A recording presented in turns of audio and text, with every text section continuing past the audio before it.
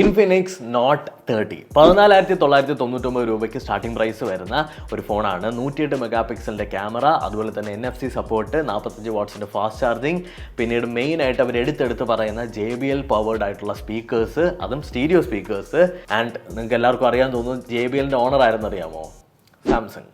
അപ്പോൾ ഇത്രയും കാര്യങ്ങൾ വരുന്ന ഒരു ഫോണാണ് നമ്മൾ നോക്കാൻ പോകുന്നത്. ഫോണിന് ആദ്യം ഫിസിക്കലി ഒന്ന് പരിചയപ്പെടാം. സൈഡിലായിട്ടാണ് നമ്മുടെ ഫിംഗർ പ്രിന്റും വോളിയം ബ്രോക്കറും വരുന്നത്. റൈറ്റ് സൈഡിൽ, ലെഫ്റ്റ് സൈഡിലായിട്ട് നമ്മുടെ സിം ട്രേ, ബോട്ടം സൈഡിലായിട്ട് 3.5mm ഓഡിയോ പോർട്ട്, അതുപോലെ തന്നെ primary microphone, type C port, പിന്നീട് പ്രൈമറി സ്പീക്കർ വെൻസ്. ടോപ്പ് സൈഡിലായിട്ടും ഒരു നമ്മുടെ സ്റ്റീരിയോ സ്പീക്കേഴ്സിന്റെ ഒരു ഗ്രില്ല് കൊടുത്തിട്ടുണ്ട്. തൊട്ടടുത്തായിട്ട് JBLന്റെ ബ്രാൻഡിങ്, ബാക്കിലായിട്ട് 108 മെഗാ പിക്സലിന്റെ ബ്രാൻഡിങ്ങോട് കൂടിയിട്ടുള്ള ഡുവൽ ക്യാമറ. ഇനി നമുക്ക് ഫോണിനെ ഒന്ന് ഡീറ്റെയിൽ ആയിട്ട് പരിചയപ്പെടാം. ഫോൺ കയ്യിലെടുക്കുന്ന സമയത്ത് അത്യാവശ്യം നല്ല ഇൻഹാൻഡ് ഫീൽ കിട്ടുന്നുണ്ട്. ബാക്ക് സൈഡിലായിട്ട് ഒരു ഷിമറി മാറ്റ് മെറ്റീരിയൽ ആണ് കൊടുത്തിട്ടുള്ളത്. സിമ്പിൾ ആയിട്ട് പറഞ്ഞു കഴിഞ്ഞാൽ സൂര്യപ്രകാശം വന്നടിക്കുന്ന സമയത്ത് ഇതങ്ങ് റിഫ്ലക്ട് ചെയ്ത് കാണിക്കില്ല എന്നുള്ളതാണ് സംഭവം. സൈഡ് പോളികാർബണേറ്റ് ആണ്. നല്ല ഫാസ്റ്റ് ആയിട്ടുള്ള ഒരു സൈഡ് മൗണ്ടഡ് ഫിംഗർ പ്രിന്റ് കൊടുത്തിട്ടുണ്ട്. IP53 റേറ്റിംഗ് ഉണ്ട്.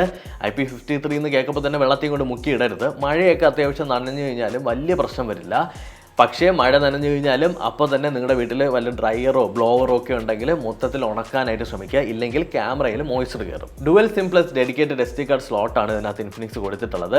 1 TB വരെ നമുക്ക് സപ്പോർട്ട് ചെയ്യുന്നുണ്ട്. ഇപ്പോൾ 1 TBയുടെ ഒക്കെ ഒരു മൈക്രോ SD കാർഡിന് എത്ര രൂപയാവും എന്നുള്ളത് എനിക്കറിയില്ല. നിങ്ങൾക്ക് അറിയാമെന്നുണ്ടെങ്കിൽ ഒന്ന് കമന്റ് സെക്ഷനിൽ കമന്റ് ചെയ്യുക. ഐം ജസ്റ്റ് ക്യൂരിയസ്. ഫ്രണ്ടിലായിട്ട് നമുക്ക് 6.78 ഇഞ്ചിന്റെ ഒരു full HD plus 120 Hz refresh റേറ്റിൽ വരുന്ന LTPS IPS ഡിസ്പ്ലേ ആണ് വരുന്നത്. ഒരു കാര്യം പറയട്ടെ, ഇവിടെ എൻ്റെ വീടിന് താഴെയായിട്ട് ഭയങ്കര വലിയ പണി കിടക്കണ്ടേ, അത് ഫുൾ നോയ്സ്. അവർ ഇന്നലെ വരെ ഈ ഇടിക്കലും പൊളിക്കലൊക്കെ ആയിരുന്നു. ഇന്ന് മറ്റേ മെഷീനൊക്കെ കൊണ്ടുവച്ച് വൻ സെറ്റപ്പാണ്. അപ്പോൾ അതിൻ്റെ നോയ്സ് ഉണ്ടാവും, ക്ഷമിക്കുക. Back to our phone. LTPS technology അല്ലേ നമ്മൾ പറഞ്ഞു നിർത്തിയേ. അപ്പോൾ ഇത്രയും വലിയൊരു പേര് കേൾക്കുന്ന സമയത്ത് നിങ്ങൾക്ക് ചിലപ്പോൾ ഒന്നും മനസ്സിലാവില്ല. ഞാൻ പറഞ്ഞുതരാം. നമ്മുടെ നോർമൽ ആയിട്ടുള്ള സാധാ IPS ഡിസ്പ്ലേയിൽ ബെറ്റർ ആയിട്ടുള്ള റെസ്പോൺസും ബെറ്റർ ആയിട്ടുള്ള ഇമേജ് ക്വാളിറ്റിയും ബെറ്റർ ആയിട്ടുള്ള പവർ എഫിഷ്യൻസിയും കളേഴ്സും എല്ലാം ലഭിക്കാൻ വേണ്ടിയിട്ടാണ് LTPS ടെക്നോളജി യൂസ് ചെയ്യുന്നത്. ഒരു ആഡ് ഓൺ ഫീച്ചറാണ്. LTPSന്റെ വ്യൂയിങ് ആംഗിൾ ഭയങ്കര ശോകമായിരിക്കും പൊതുവേ. പക്ഷേ ഇതിൻ്റെ അകത്ത് വലിയ പ്രശ്നമൊന്നും എനിക്ക് തോന്നുന്നില്ല. ലൈക്ക് അത്യാവശ്യം വ്യൂയിങ് ആംഗിൾസ് ഒന്നും പ്രശ്നമില്ലാതെ തന്നെ ഇൻഫിനിക്സ് മെയിൻറ്റെയിൻ ചെയ്തിട്ടുണ്ട്. അഫ്കോഴ്സ് നമുക്ക് ഒരിക്കലും AMOLED-ആയിട്ട് ഇത് കമ്പയർ ചെയ്യാൻ പറ്റില്ല കേട്ടോ. AMOLED ഭയങ്കര അടിപൊളിയാണ്. പക്ഷേ 10,000 രൂപയുടെ ഫോണിൽ വരെ AMOLED ഡിസ്പ്ലേ കൊടുത്തിട്ടുള്ള ബ്രാൻഡാണ് ഇൻഫിനിക്സ്. എന്തുകൊണ്ടാണ് അവർ ഈ ഫോണിൻ്റെ അകത്ത്, അതായത് Note 30-ക്കകത്ത് AMOLED ഡിസ്പ്ലേ കൊടുക്കാത്തതെന്നുള്ളത് എനിക്ക് ഭയങ്കര കൺഫ്യൂസിംഗ് ആയിട്ട് തോന്നി. വിഡ്വൈൻ L1 സർട്ടിഫിക്കേഷൻസ് ഈ ഒരു ഫോണിൻ്റെ അകത്ത് ഇൻഫിനിക്സ് കൊടുത്തിട്ടുണ്ട്. അപ്പോൾ OTT പ്ലാറ്റ്ഫോമിലൊക്കെ 1080p നിങ്ങൾക്ക് സ്ട്രീം ചെയ്യാൻ പറ്റും. അതുപോലെ തന്നെ അടിഭാഗത്ത് ചിഹ്നം ഉണ്ടല്ലോ, അതായത് ഈ ഭാഗം, അതായത് താടി കുറച്ച് വലുതായിട്ട് എനിക്ക് ഫീൽ ചെയ്യുന്നു. ബെസൽ ഇല്ലാത്ത ഫോൺ യൂസ് ചെയ്തിട്ട് വന്നതുകൊണ്ടായിരിക്കാം എനിക്ക് അങ്ങനത്തെ ഒരു ഫീലിംഗ്. അത് പെട്ടെന്ന് ഇങ്ങനെ ഫോൺ നോക്കുന്ന സമയത്ത് അത് മാത്രം ഇങ്ങനെ നോട്ടീസബിൾ ആയിട്ട് കാണുന്നു. ഒരു എക്സ്ട്രാ ഗ്രില്ല് മേളിലായിട്ട് കൊടുത്തിട്ടുണ്ട്. അവിടെയാണ് ആ ഡുവൽ സ്പീക്കർ വർക്ക് ആവുന്നത്. അതായത് അവിടെ ഒരു JBLന്റെ ബ്രാൻഡിങ്ങും കൊടുത്തിട്ടുണ്ട്. അപ്പോൾ നമുക്ക് എങ്ങനെയാണ് ഇതിൻ്റെ സൗണ്ട് ക്വാളിറ്റി എന്നുള്ളത് നോക്കിയാലോ? നോക്കാം.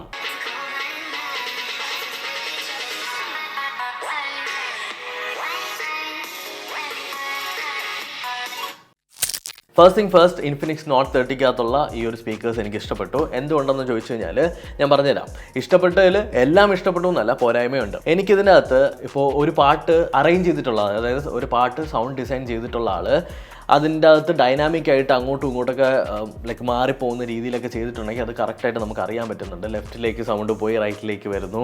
അത് നല്ല രസമായിട്ട് ഫീൽ ചെയ്തു. പിന്നെ ഇതിനകത്ത് ഫെയ്ഡേഴ്സൊക്കെ ഭയങ്കര അടിപൊളിയായിട്ട് എനിക്ക് ഫീൽ ചെയ്തു. അതായത് എറിച്ച് നിൽക്കുന്ന കുറേ ടോണുകളൊക്കെ ഇല്ലേ, അതെല്ലാം കറക്റ്റായിട്ട് നമുക്ക് നോട്ടീസബിൾ ആയിട്ട് സെപ്പറേറ്റ് ചെയ്ത് കേൾക്കാൻ പറ്റുന്നുണ്ട്.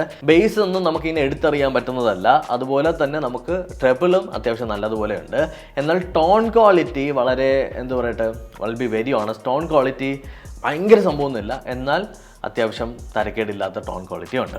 എനിക്കൊരു പോരായ്മ തോന്നിയത്, ഈ പാട്ട് പ്ലേ ചെയ്യുന്ന സമയത്ത് ഫോൺ മൊത്തത്തിൽ നമുക്ക് വൈബ്രേഷൻ ഫീൽ ചെയ്യാൻ പറ്റും ഇതിൻ്റെ ബാക്ക് സൈഡിലൊക്കെ ആയിട്ട്. അത് എനിക്കത്ര ഇഷ്ടമുള്ള പരിപാടിയല്ല. അത് ഓരോ ആൾക്കാരെ ഡിപ്പെൻഡ് ചെയ്തിരിക്കും. സോ ബേസിക്കലി വലിയൊരു ഡിസ്പ്ലേ, അതുപോലെ തന്നെ നല്ലൊരു സൗണ്ട് സിസ്റ്റം എല്ലാം കൊടുത്തിട്ട് ലൈക്ക് മീഡിയ കൺസെപ്ഷൻ അല്ലെങ്കിൽ എൻ്റർടൈൻമെൻറ്റ് പർപ്പസിന് ഒരു പെർഫെക്റ്റ് ചോയ്സ് എന്നുള്ള ലെവലിലാണ് ഇൻഫിനിക്സ് ഈ ഫോൺ പുറത്തിറക്കിയിരിക്കുന്നതെന്നാണ് എനിക്ക് ഫീൽ ചെയ്യുന്നത്. 108 മെഗാ പിക്സലിൻ്റെ മെയിൻ സെൻസറാണ് ഉള്ളത്. 2 മെഗാ പിക്സലിൻ്റെ ഒരു ഡെപ്ത് സെൻസർ ഉണ്ട്. ആൻഡ് ഒരു AI ലെൻസും ഇതിനകത്ത് കൊടുത്തിട്ടുണ്ട്. സോ ടെക്നിക്കലി ഫോണിൽ ഒരു ക്യാമറയേ ഉള്ളൂ. അതൊന്നും പറഞ്ഞിട്ട് കാര്യമില്ല. ഒരു ട്രിപ്പിൾ ക്യാമറ സെറ്റപ്പ് എന്ന് തോന്നുന്ന രീതിയിലുള്ള ഒരു സാധനവും കൂടി ഇതിൻ്റെ പുറകിലായിട്ട് വെച്ചിട്ടുണ്ട്. വെച്ചിട്ടുണ്ട്. പൊതുവെ ഇൻഫിനിക്സിനുള്ള ഒരു ചെറിയൊരു പരിപാടിയാണിത്. ബാക്ക് ക്യാമറയിലെ ഫോട്ടോസ് ഒക്കെ ഓക്കെ ആണ്. എഡ്ജ് ഡിറ്റക്ഷൻ ഒട്ടുമിക്ക കേസിലും ഒരു ചെറിയ പോരായ്മ തന്നെയാണ്. 16 മെഗാ പിക്സലിന്റെ ഫ്രണ്ട് ക്യാമറയാണ് കൊടുത്തിട്ടുള്ളത്. എല്ലാം കൊള്ളാം, സെൽഫീസ് തരക്കേടില്ല. ഈ ഒരു പ്രൈസ് റേഞ്ചിൽ നോക്കുന്ന സമയത്ത് വി കാണ്ട് എക്സ്പെക്ട് മോർ, കൊള്ളാന്ന് തന്നെ പറയാം. 2K 30 FPS വരെ ബാക്ക് ക്യാമറ വെച്ചിട്ട് നമുക്ക് വീഡിയോ ഷൂട്ട് ചെയ്യാനായിട്ട് പറ്റും. ഫ്രണ്ടിലും 2K 30 FPS നിങ്ങൾക്ക് ഷൂട്ട് ചെയ്യാനായിട്ട് സാധിക്കുമെന്നുള്ളത് ഒരെടുത്ത് പറയേണ്ട കേസ്. കാര്യം ഇപ്പോൾ ഉള്ള പല ഫോണുകൾക്കും ഫ്രണ്ടിൽ റെസൊല്യൂഷൻ ഭയങ്കര കുറവായിരിക്കും. അപ്പോൾ ഇത് നല്ലൊരു കാര്യമായിട്ട് തോന്നി. ആൻഡ് എടുത്തു പറയേണ്ട ഒരു കാര്യം, ഫ്രണ്ട് ക്യാമറയിൽ 1080p 60 FPS നിങ്ങൾക്ക് ഷൂട്ട് ചെയ്യാൻ പറ്റും. പൊതുവേ ഞങ്ങൾ ബഡ്ജറ്റ് ഫോണുകളിലൊന്നും ആ ഒരു ഫീച്ചർ കണ്ടിട്ടില്ല. അപ്പോൾ വ്ളോഗ് ചെയ്യുന്നവർക്ക് it's A better choice. 8GB 256GB internal storage ഉള്ള ഒരു വേരിയന്റ് ആണ് എൻ്റെ കയ്യിലുള്ളത്. 16GB റാം എന്നൊക്കെ പെട്ടിയിൽ തള്ളുന്നുണ്ട്. അത് വിർച്വൽ റാം ആണ്, വെറും ഗിമിക്കാണെന്ന് ഞാൻ പറയും. അപ്പോൾ ഓഫ് ചെയ്തിട്ടിരിക്കുക, അതാണ് ബെറ്റർ. ഡയമൻസിറ്റിയുടെ പുതിയ 6080 പ്രോസസ്സറാണ് ഇതിനകത്ത് വന്നിട്ടുള്ളത്. അതായത് നമ്മുടെ ഡയമൻസിറ്റി 7050യുടെ അനിയൻ എന്ന് വേണമെങ്കിലൊക്കെ പറയാം. ഡേ ടു ഡേ നോർമൽ ടാസ്കുകളെല്ലാം വളരെ പക്കയായിട്ട് തന്നെ ഫോൺ ഹാൻഡിൽ ചെയ്യുന്നുണ്ട്. ലാഗോ ഹിക്കപ്പുള്ളോ ഒന്നും തന്നെ എനിക്ക് ഫീൽ ചെയ്തിട്ടില്ല. വളരെ സ്മൂത്ത് ആയിട്ട് തന്നെ പോയി. ഗെയിമിംഗ് എക്സ്പീരിയൻസ് നോക്കിക്കഴിഞ്ഞാൽ അത്യാവശ്യം ആസ് യൂഷ്വൽ നമ്മൾ എല്ലാ ഇൻഫിനിക്സിന്റെ ഫോണിലും പറയുന്നത് പോലെ തന്നെ നോർമൽ ആയിട്ടുള്ളതും ഇച്ചിരി ഹൈ എൻഡ് ആയിട്ടുള്ള ഗെയിമുകളെല്ലാം നമുക്ക് നന്നായിട്ട് ഹാൻഡിൽ ചെയ്യാൻ പറ്റുന്നുണ്ട്. ആസ്പാൾട്ട് 8, ആസ്പാൾട്ട് 9 ഇതെല്ലാം ഒരു കുഴപ്പമില്ലാതെ പ്രോപ്പറായിട്ട് തന്നെ റണ്ണായി പോകുന്നുണ്ട്. എസ്പെഷ്യലി നമുക്ക് കോൾ ഓഫ് ഡ്യൂട്ടി ഒക്കെ ട്രൈ ചെയ്യുകയാണെന്നുണ്ടെങ്കിൽ അതിൻ്റെ അകത്തും അത്യാവശ്യം നല്ല രീതിക്ക് തന്നെ ഗെയിമിംഗ് നടക്കുന്നുണ്ട്.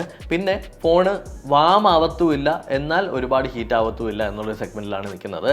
ഒരു ഇച്ചിരി നമുക്ക് തൊട്ട് നോക്കുന്ന സമയത്ത് അതൊരു കംപ്ലൈൻ്റ് ആയിട്ട് എടുത്തു പറയാൻ പറ്റുന്ന ഒരു വാർമിങ്ങോ അല്ലെങ്കിൽ ഹീറ്റിങ്ങോ ഒന്നുമില്ല. ഇനി OSന്റെ കാര്യം, out of the box Android 13 ആണ് വരുന്നത്. 1 വർഷത്തെ OS അപ്ഡേറ്റും 2 വർഷത്തെ സെക്യൂരിറ്റി പാച്ച് അപ്ഡേറ്റും ആണ് അവർ പ്രോമിസ് ചെയ്തിട്ടുള്ളത്. അതിലേക്ക് നമുക്ക് കടക്കണ്ടെന്ന് തന്നെ പറയാം. ഇൻഫിനിക്സിന്റെ സ്വന്തം XOS ആണ് ഇതിനകത്ത് കൊടുത്തിട്ടുള്ളത്. അതുകൊണ്ട് തന്നെ പ്രീമിയം ബ്ലോട്ട്വെയർസ് ആയിട്ടുള്ള നമ്മുടെ സ്നാപ്ചാറ്റ്, അതുപോലെ തന്നെ WPS ഓഫീസ്, ഇതേപോലുള്ള സാധനങ്ങളൊക്കെ ഫോണിനകത്ത് കാണാൻ പറ്റും. 5000 mAh ആണ് ഇതിന്റെ ബാറ്ററി കപ്പാസിറ്റി. സോ ഒരു ദിവസമൊക്കെ സുഖമായിട്ട് പോകും. അത് ഈവൻ IPS ഡിസ്പ്ലേയും കൂടി ആയതുകൊണ്ട് ഒരു രക്ഷയില്ലാതെ നല്ല ബാക്കപ്പ് ആയിരിക്കും. 45 വാട്ട്സിന്റെ ഫാസ്റ്റ് ചാർജിങ് വെച്ചിട്ട് 20 മിനിറ്റ് കൊണ്ട് 50% നിങ്ങൾക്ക് ചാർജ് ചെയ്യാൻ പറ്റും.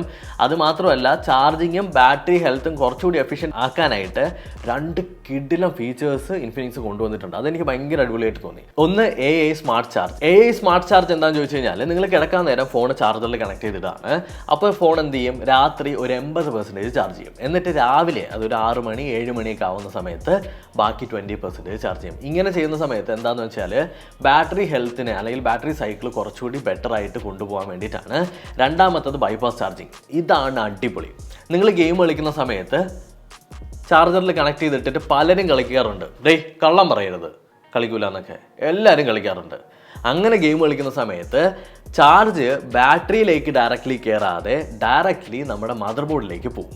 അതായത് നിങ്ങൾ ഗെയിം കളിക്കുന്ന സമയത്ത് ആ ഗെയിമിന് ആവശ്യമായിട്ടുള്ള എല്ലാ എനർജിയും ചാർജിങ് പോർട്ട് വഴി നേരെ മദർ ബോർഡിലേക്ക് എത്തും. അല്ലെങ്കിൽ പൊതുവെ ഫോണുകൾക്ക് എങ്ങനെയാണ് വരുന്നത്, ആ ബാറ്ററിയിലേക്ക് പോയതിനു ശേഷം ബാറ്ററിയിൽ നിന്ന് മദർ ബോർഡിലേക്ക് വരും. അങ്ങനെയാണ് ബാറ്ററി ഹെൽത്ത് മൊത്തത്തിൽ കുറയുന്നത്. ഈ ഒരു ഫീച്ചർ ബാറ്ററി ഹെൽത്ത് ഏറ്റവും കൂടുതൽ ഇംപ്രൂവ് ആക്കാനായിട്ട് നമ്മളെ സഹായിക്കും. 14 5G ബാൻഡാണുള്ളത്. സോ കണക്ടിവിറ്റി ഒന്നും ഒരു പ്രശ്നവുമില്ല.